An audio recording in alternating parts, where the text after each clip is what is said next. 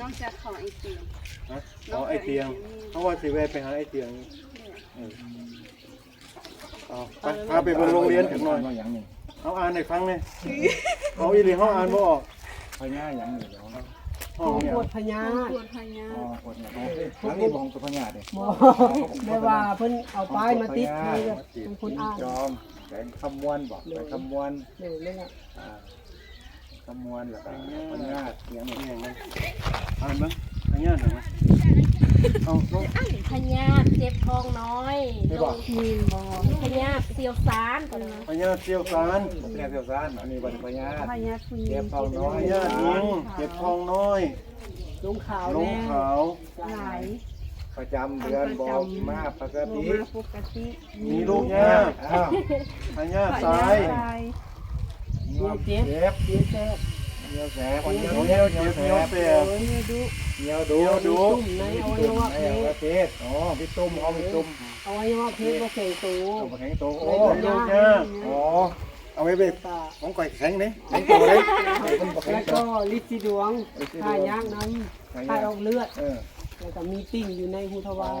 ก็คือว่าเพิ่นเอามาประชาสัมพันธ์เป็นคลินิกเนาะผู้ใด มี อยาก อา ไป การ รักษาก็ไปนี้ เปลี่ยนมาสามารถตรวจได้ คือป้ายโฆษณาประชาสัมพันธ์ให้ไปตรวจสุขภาพมาแน่สถานีตั้งอยู่เดี๋ยวแบ่งขนมให้น้องกินนะอันน้องต้องมีขนมมาให้เจ้าอยู่กับเรื่อยนะไปพาเขาไปโรงเรียนหน่อยนึงไป ก็จู้หรือองค์เปิดนะ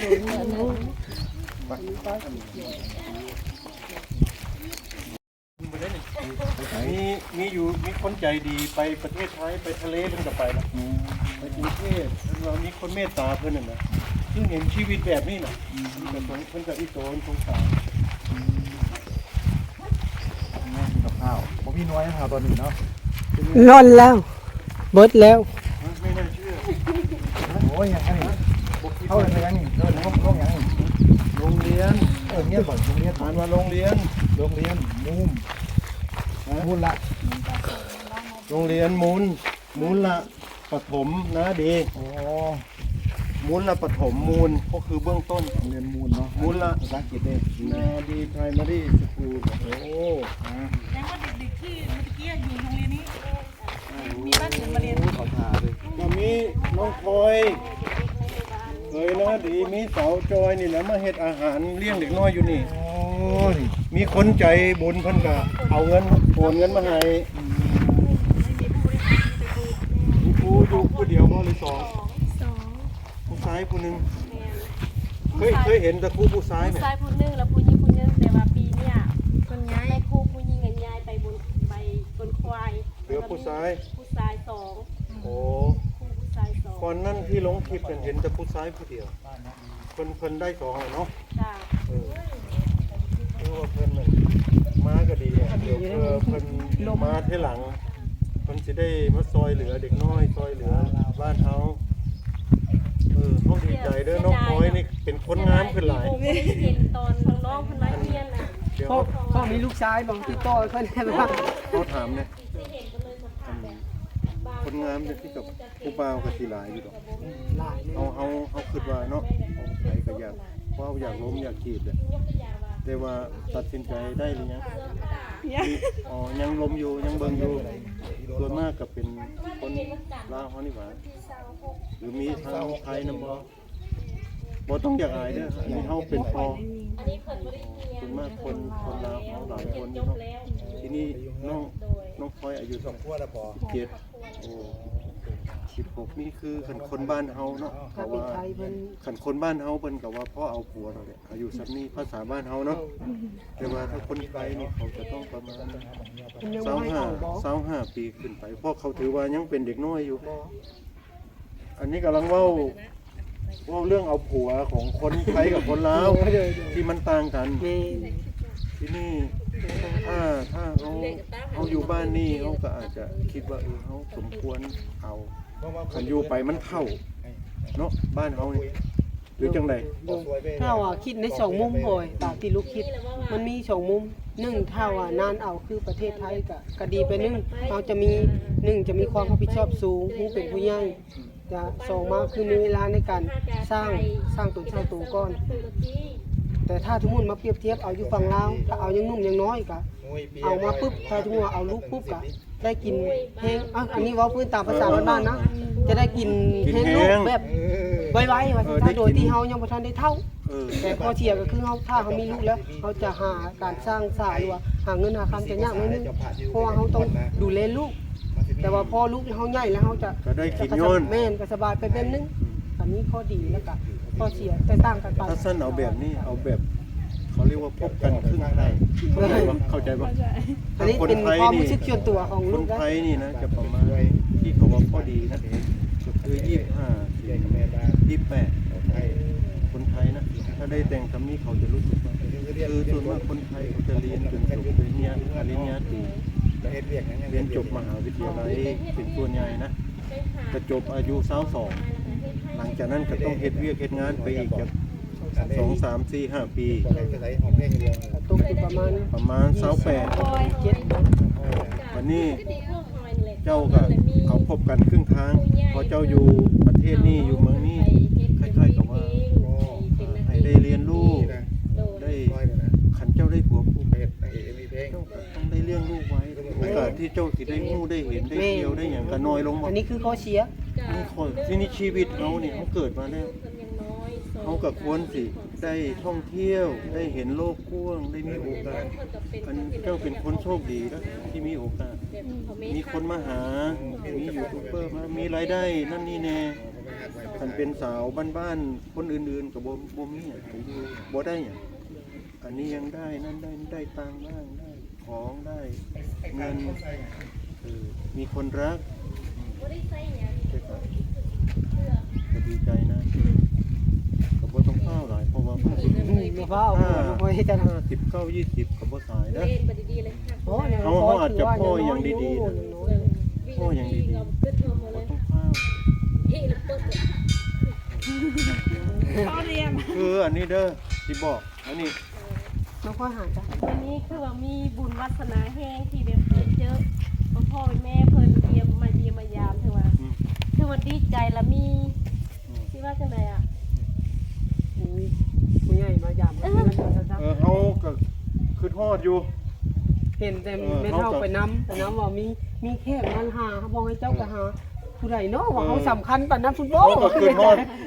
เขาก็คืนทอด ว่า เลยนะ นี่ ดี เขาจิเป็นคนสำคัญปานนั้นวะ เคยนะดีนี่นะเขาเป็นคนสุภาพเรียบร้อย เป็นสามีที่ดีมาก เป็นพ่อของลูกที่ดีมาก เฮ็ดได้ทุกอย่าง เป็นคนรับผิดชอบ คนโมมีคนมันน่ะดีแต่อยู่ในแขวงขมวนนี่แหละแต่อยู่เมืองอื่น มาได้เมียบ้าน อัน นี้ นี้ก็ครั้งแรกที่มาเยี่ยมประเทศลาวเนาะ คนนี้ไม่เคยมาลาวทางนี้ ไม่เคยมาลาวเลย ไปแต่กัมพูชาเนาะก็ในฐานะที่เป็นคนไทย และเป็นครูด้วยเนาะ เป็นครูเกษียณแล้ว พูดได้ไหมคะอ๋อ ได้เกษียณมา2 ปีตอนนี้อายุ 62นี่62แล้ว พวกชิปชอง จ้ะ ยังสวยขนาดนี้เรียกว่าประมาณ3-4นี่นะ ก็ ฟัง ก็ เบิ้ล ก็อยากให้หมู่บ้านนี้เป็นหมู่บ้านที่สะอาด คือด้วยที่เห็นแล้วเนี่ยหนูก็เป็นบ้านตัวอย่างได้เนี่ยทำได้ คือเราฝึกเด็กฝึกคนในครอบครัวเราก่อนให้สะอาด อันนี้ก็อยากฝากเนาะจะเป็นบ้านที่มีความสุขแล้วก็สะอาดเราก็สบายใจเนาะก็แค่นั้นแหละก็นอกนั้น บ้านนี้เป็นบ้านที่น่ารัก แล้วก็เป็นหมู่บ้านที่ เป็นธรรมชาติ ธรรมชาติ ที่ภูเขาล้อมรอบ หาได้ยาก ถ้าเป็นหน้าฝนหน้าหนาวไอ้หน้าฝนมันจะเขียว อืม มันจะสวยงามมาก ต้องติดตามช่องเขยนาดี อ๋อ ช่องน้องพลอยชื่อช่องอะไร น้องพลอยสาวนาดี น้องพลอยสาวนาดี แล้วก็บ่าวต้อมสาวจอยพวกนี้เขาจะ บ้านพออยู่ที่ศรีขอรภูมิเนาะครูก็เคยอยู่ศรีขอรภูมิเคยสอน เคยสอนอยู่ โรงเรียน โรงเรียนใกล้ๆกันนั่นแหละเพิ่นเป็นคนภาคกลางเป็นคนไทยเพิ่นเว้าลาวบ่ค่อยถนัด กำลังมี แต่ฟัง แต่ฟังฮู้ สวยก็พอรู้เรื่องเพราะว่าเคยไปอยู่ เคยไปสอบไปบรรจุที่ นั่นเพิ่นไปเบิ่งกับพวก อันนี้หนูก็ไปถ่ายมาแล้วข้างในห้องก็ได้ถึงบรรยากาศที่เป็นครูสอนเด็กเนาะ ถ่ายรูปกันนี่เลยว่านี่ ได้มั้ย เขาเปิดเทอมเปิดเที่ยงเมื่อไหร่ วันที่26บ่ ประมาณนี้ 26บอก เดี๋ยวจะมาเก็บภาพ เพื่อเป็นความทรงจำนะพี่น้องเนาะถ่ายรูปถ่ายหยังกับเพิ่นก่อน เรียน40ก็50ไปแล้วเพราะว่าบ่เกี่ยว คลิปนี้คือนาดีจะถ่ายแบบเรียวๆแล้วพี่น้องยาวๆให้พี่น้องได้เบิ่งได้ชมเพราะว่าโดนๆเพิ่นจึงมายามเทื่อนึงเนาะก็ดีใจหลายพี่น้องเอ้ยเดี๋ยวจะมาถ่ายรูปต่อหน้าโรงเรียนประถมบ้านนาดีอีกคลิปหนึง เดี๋ยวมันกัดเนาะเอาเสียได้ ถ้ามาอยู่น้องพลอยนี่เลยประเด็นนี้บ่ มาเพิ่นจอย อันนี้คน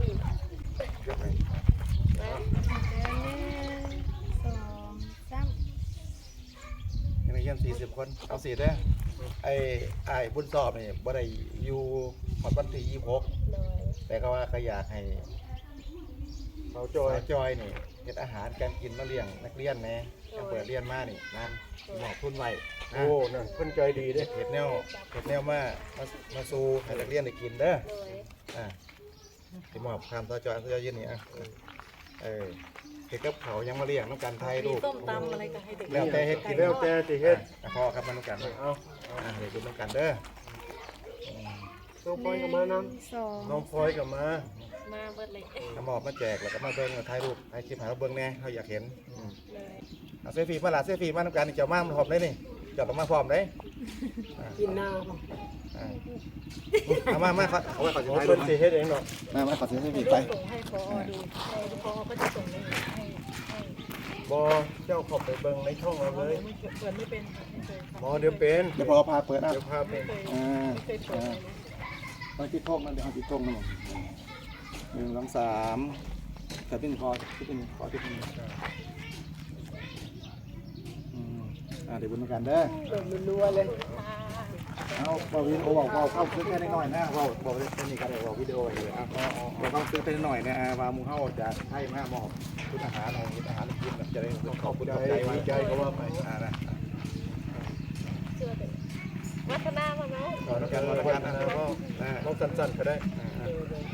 สำหรับมื้อนี้ก็คือนาดีก็ต่างหน้าเนาะทางพี่น้องทางบ้านนาดีและชาวบ้านนาดีทุกท่านพี่น้องก็มีแขกผู้มีเกียรติเพิ่นมาจากประเทศไทยเนาะพี่น้องทางฝั่งไทยเฮานี่แหละเพิ่นก็มายามบ้านนาดีเฮาก็คือนาดีก็ต่างหน้าเอามากราบขอบพระคุณที่เพิ่นมีน้ำใจมายามแล้วก็เอาเครื่องเอาของมามอบให้แล้วก็เพิ่นซื้อขนมแล้วก็หลายๆอย่างที่ต้อนเด็กๆในบ้านนาดีเฮานี่แหละพี่น้องและที่สำคัญเพิ่นก็มอบทุนในการเลี้ยงข้าวเด็กๆในต่างวันแบบในโรงเรียนพี่น้องเพิ่นก็มอบให้จำนวนเงินแม่น 1,000 บาทนะพี่น้องเนาะโดยนาดีก็ต้องกราบขอบคุณเพิ่นที่เพิ่นมีน้ำใจเป็นดูแล้วก็ซัพพอร์ตเด็กๆน้อยๆเด็กน้อยนักเรียนบ้านนาดีเฮาโดยนาดีก็ดีใจออกต่างหน้าออกมากราบขอบคุณเพิ่นขอบคุณเพิ่น ตอนนี้ก็สาวจ้อยก็ได้เป็นส่วนหนึ่งเนาะพี่น้องก็ต้องออกมากราบขอบพระคุณแทนน้องๆนักเรียนทุกๆคนและพี่น้องแล้วก็อาจารย์พร้อมมื้อนี้สาวจ้อยก็ได้รับเงินจากผู้ใหญ่ใจดีทาง พอบุญชอบ พอบุญชอบ ขอบปี พอบุญปีพี่น้อง ผู้ส ล่ะ งครา อันนี้ก็คุณเมย์สุนทาเห็นบ่ ตัวสุนทร จะมีมูลค่า 1,000เนาะพี่น้อง 1,000 บาทแล้วก็สาวจ้อยก็สิได้เฮ็ดอาหารกลางวันเลี้ยงน้องๆนักเรียนก็สาวจ้อยก็ต้องกราบขอบพระคุณทั้ง3ทั้งพ่อทั้ง3แล้วก็คุณแม่เนาะพี่น้องก็ต้องกราบขอบพระคุณในหลายตอนนี้ก็คือว่าเว้าบ่ได้พี่น้องแบบมันรู้สึกมันตื่นเต้นเฮงอะนะแม่น สุดท้ายนี่ก็ถ้าเว้าผิดพลาดประการใดก็ต้องกราบขอโทษขออภัยนั่นไม่หลายเนาะพี่น้องคือนาดีก็เว้าบ่ค่อยเก่งปานใดบางอย่างอาจติดๆขัดๆแน่แหละเพราะว่าก็นิ่งมาก็ตื่นเต้นก็บ่แม่นความดีความตื่นเต้นมันความงาม น้องพลอยน้องพลอยตัวแทนบอกน้องพลอยบอก ตัวแทนนักเรียนพวเจ้าอายุน้อย ภาษาบริษัทอะไรบอกด้วยอ่ะพลอยอ่ะ เป็นกัน พลอยอ่ะ เอาผมเรียนร้องเพลงจ๋า เรียบร้อยเอาละเอาจะไม่ขอบใจกันว่าไป พี่น้องตอนนี้น้องไฟกะได้มาเว้าเทนน ต่างหน้าพี่ ำ น้ ต่า อง ง หน้าพี่น้องชาวบ้านนาดีเฮากะน้องๆนักเรียนแล้วก็ต้องกราบขอบคุณผู้ใหญ่ใจดีที่เพิ่นที่สนับสนุนช่วยดู ก็ต้องขอบใจหลายๆเลย ชาวบ้านสุทุกคน ใจ นะ ที่ ขอบใจหลายโอเคไปต่อ ไปต่ออันลงอาหารเพิ่นเบาต้มเลยพากันมาเฮ็ดนี่ เทพื้นนะแม่นแหละเทพื้นน่ะฝีมือ เบา เพิ่น ชุ ล่ะ มพลเด้เพิ่นก็ไปหาอันคนมาสนับสนุนจากไทย ตอนนี้ลุงต้อมโทรหาป้าจ้อยพี่น้อง สวัสดีก่อ ป้าน จ้อยดีใจขนาดนั้น ว่าเราฮอดใส่ระบุนี่ สัญญาณไม่ค่อยดีอ่ะฮัลโหล แล้วตอนนี้เราอยู่ไส เห็นแล้ว โอ้ว่าต้อมบ่ชุมพลบ่นะชุมพลเนี่ยหันน้ำมา อ่ะกินก่อน ว่าต้อม ตอนนี้ลุงต้อมโทรมาพี่น้อง สวัสดี คุณพ่อมาตีพ่อมาตี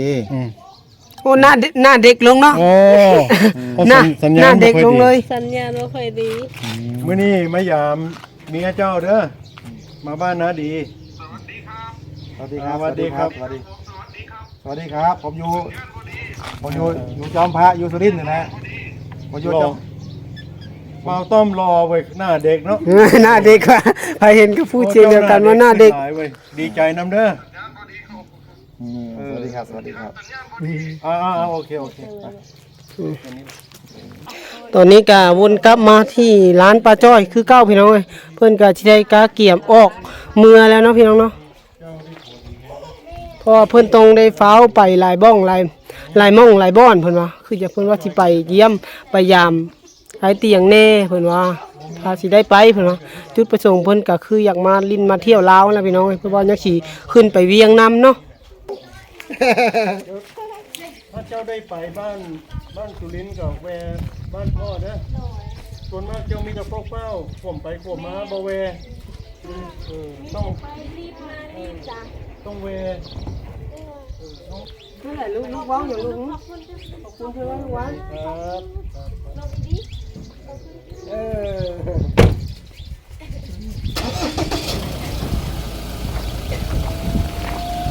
ตอนนี้เพื่อนก็สิได้เดินทางกลับแล้วเนาะพี่น้องเนาะโอ้ยครับขอบคุณครับเดินทางปลอดภัยเดินทางปลอดภัย เมื่อนาสิมาเที่ยวอีกมาจ้าได้ละเลย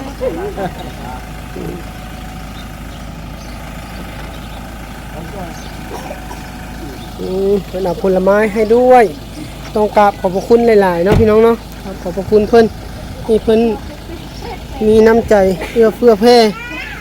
มายามบ้านนาดีเฮากลับวกวนมาที่ร้านลูกค้ายังเต็มตึ๊บคือเก่าหาน้อยๆจนแน่นปล่อยคือว่าหารเจ้าของเป็นผู้เฮ็ดแต่บ่สามารถมาใกล้ได้เลยตอนเฮ็ดอีกก็มุกกระมุมมาตอนต้นหาแล้วบ่น่าเกินเลยเนาะ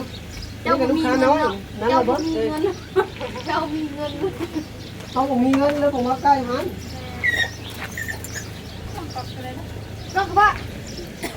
ตอนนี้เพิ่งจะได้เดินทางกลับแล้วนะพี่น้องเนาะ ลูกหนักวันไหนเนาะ โอ้คนน้อยๆนี่ได้หลายแท้เว้ยขอบคุณเพิ่นแล้วลูกขอบคุณเพิ่นละฮะ เบงเนี่ย ขอบคุณเพิ่นไว้ลูกไว้ครับขอบคุณไว้สาธุไว้สาธุไว้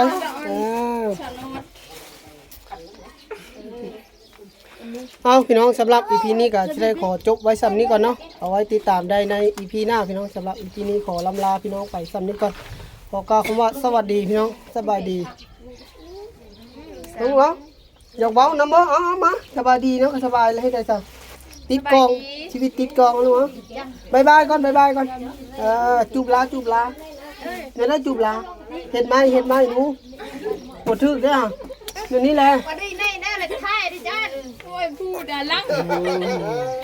บายบายพี่น้อง ค่